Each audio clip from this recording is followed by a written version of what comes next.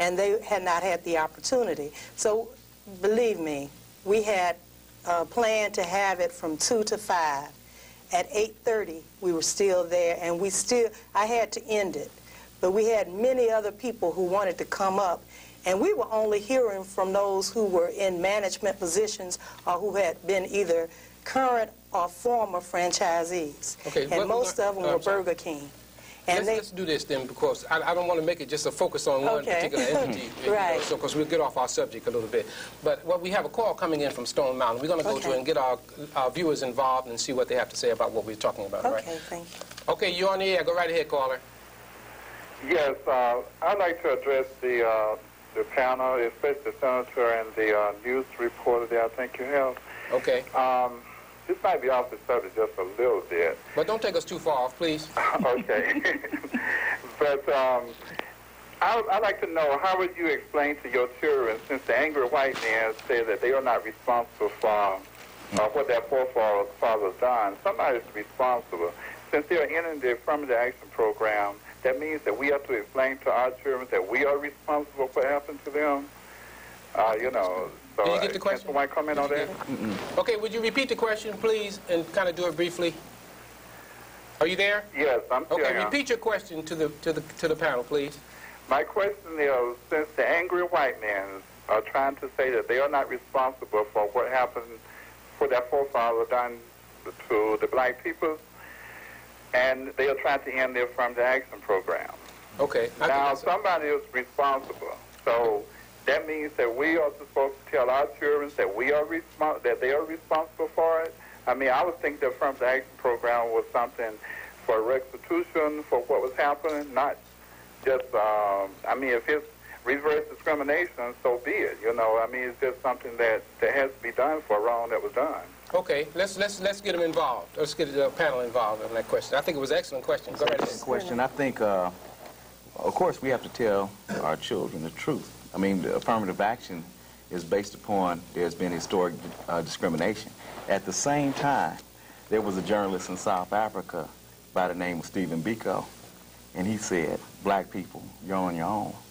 Okay, we have to recognize that we have to utilize the resources within our community. She mentioned $300 billion, that we have to take responsibility for that. We should challenge them on what we're owed in terms of reparations or whatever justice can be done economically. But we have to begin to take responsibility for ourselves in terms of developing the institutions that are necessary in our community to make our people self-determining. Okay, I think that the question was really directed to me as far as how affirmative action is being used now because of what's happening as far as many of the Caucasians who are saying that they're not responsible. Could you address that for us? Well, I think that I could really address it since I work with nearly 40 in the Senate of angry white males who happen to think that we were taking their jobs and their rights from them. I think that we tried to educate them. Again, I think it's ignorance. They are denying what really happened, and they think that we've already leveled the playing field. They think that we've already come to a certain level where everything is equal. But racial discrimination, as all of us know, is alive and well. Are we reactionaries today? Many people are reactionaries, but we tried to be proactive in the House and Senate this year when we stopped the attempt to stop affirmative action in Georgia by Representative Earhart, who did put in a bill, but it, thank goodness, died in committee because we came together and formed a coalition and we discussed it. And it was not just the African Americans, the Black Caucus. We also had many Democrats and Republicans who felt the same way that we did, and we discussed it and we killed it in committee. Okay, you want go ahead. I'm sorry. Yes, but a journalist, although maybe Darryl too. But just briefly, I was going to say we've taken the position of paper that we know that affirmative action is not going to be here forever, and probably our grandchildren will not have affirmative action. Even our former Mayor Maynard Jackson made that comment. But we've taken a position, you don't just pull the rug on affirmative action. You try to analyze and monitor what how the programs have worked, how they have failed, and that's where you go from there to improve, not to repeat the mistakes of the past, but certainly you don't pull the rug on it. And like she said, racism is still a reality in this country, and we got a long way to go to close that gap. And until we can narrow that gap more, we're going to need the intent to do right, and that's what affirmative action is, to give people the intention to make the playing ground equal. Okay, before we go on, I got to go to a break, you know, and I appreciate you sticking with us, but keep your thoughts, because I'm going to come right back to you, okay? As a whole, I think they tend to blow out or misinterpret what we have to say, but if you want me to be specific, I would say that things that Farrakhan say are really blown out of proportion. I don't agree with everything he says, but he does a lot of good for us as a black people as a whole. But far as what he says, I think the media blows him way out of proportion. Of course, what you see is kind of what you believe, and most people through media receive their education about the public, whether it's a public figure or politician or someone of that nature. So I think people tend to take for what they see in the media as 100%, and most of the time that's not the case. Being white and married to a black man, my views have really changed. Like with Louis Farrakhan, I believe, you know, a lot of things that he says, but, you know, living, you know, with a black man and black children, I see that the views are right, you know, and listening to the media, I see how they change things. But I think that the media does stereotype our leaders. I really do think that.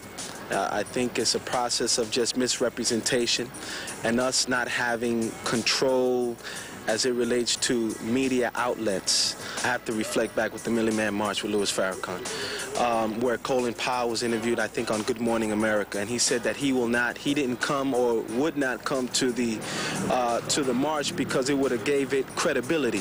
So what are you saying, Colin Powell? Who says that because you're there gives a movement with over 1 million people there credibility? Or with Angela Davis, you know, she was on another talk show, might have been Good Morning America too, I can't remember the name of the show, but Angela Davis comes on talking down about Farrakhan and that type of march that we had. And here's Angela Davis back in the 60s robbing banks. I think a judge got killed or somebody got killed. She did time in jail, and now you've more sophisticated in your way of thinking that you have to down another brother? Well, I can't say I don't think. I know that they're not fair. You just watch TV, and every time you see something negative, it's black. I think that there usually is there are always two sides to every issue, and I think a lot of times that the media intentionally goes out and they find people who will create controversy, and that's what they do. That's what they do. If people would know Jesus Christ more and seek the Lord, that there would be no problem. But see, the media is in opposition to, you know, the Word of God, and truth is about capitalism normally. Yeah, I would say that the media is very, very one-sided when it comes to African Americans in general. They tend to portray African Americans in a negative light most of the time. They never really focus on any of the positive aspects that African Americans have. No, I think they do a very good job, and I think that they do not misconstrue their words. I believe that. Sometimes I think that when something happens to African Americans, they like to change the story around, and I don't think that's right, but sometimes they don't do it, and sometimes they do it. But it would be nice, like, if something happened, if they could really, really tell what really happened instead of changing the story around. Even with black women, we have a tendency to fear our men from what we see on the media. We don't see the other side of the volunteers for the big brother and sister programs. We don't see the community programs that go on over the weekends. We don't see the brothers in church or different activities that are working and giving back to the community. That's never displayed. We always see the negative, and it's got to stop.